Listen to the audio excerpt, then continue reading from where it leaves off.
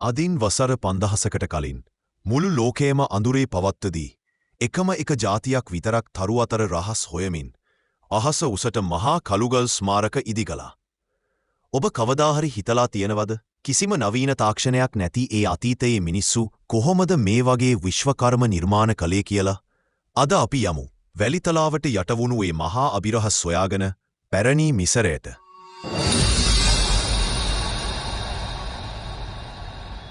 ඊජිප්තුව කියන්නේ නිකම්ම කාන්තාරයක් නෙවෙයි. ඒක නයිල් නදියේ ආශිර්වාදය. නයිල් නදිය නැත්නම් මේ අසිරිමත් ශිෂ්ටාචාරය කවදාවත් බිහි වෙන්නේ නැහැ. ගොවිතැනින් පටන්ගෙන තාරකා විද්‍යාව සහ ගණිතය අතින් ලෝකයම හෙල්ලුවා. හැබැයි ඒ හැමදේටම වඩා අදටත් ලෝකයට විසඳගන්න බැරි ලොකුම ප්‍රහේලිකාව තියෙන්නේ ගීසාහි කාන්තාරයේ මැදේ. ගීසාහි මහා පිරමීඩයේ දෙස බලන්න.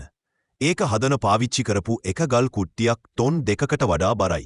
මේ වගේ ගල් මිලියන 2කට වඩා මිලිමීටරයක්වත් වෙනසක් නැතුව එකමත එක තැන්පත් කළේ කොහොමද? සමහරු කියනවා මේවා පිටසක්වල ජීවීන්ගේ වැඩක් කියලා. තවත් පිරිසක් කියනවා ඔවුන් සතුව අපිට නැති රහස් තාක්ෂණයක් තිබුණා කියලා. පාරාවෝ රජවරුන් වෙනුවන්ද ඉදිවුණු මේ පිරමීඩේ හුදෙක් සොහොන් ගෙවල් විතරක්මද? නැත්නම් වෙනත් විශ්ව ශක්තියක් ඒ ඇතුලේ තියෙනවද?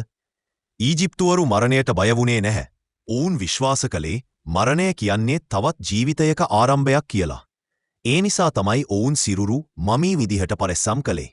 අවුරුදු දහස් ගණනක් ගියත් අදටත් නිරුපද්‍රිතව තියෙන මේ මමී දැක්කම ඔවුන්ගේ රසායනික විද්‍යාව කොයිතරම් දියුණුද කියලා අපිට හිතාගන්න පුළුවන්. ටූටන්කාමාන් රජුගේ රත්තරන් පිරුණු සොහොන් ගැබ ලෝකයට හෙළි කළේ ඒ මහා රාජකීය උරුමයි.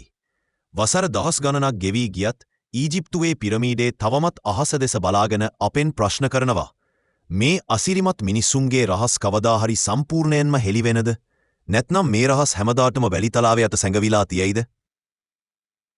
ඔබ මොකද හිතන්නේ? ඔබේ අදහස පසලින් කමෙන්ට් කරන්න. මේ වගේම තවත් අභිරහස් සොයා යන්න අපේ ඩෙවිල් channel එක subscribe කරන්න. ඊළඟ වීඩියෝ එකෙන් හමු වෙමු.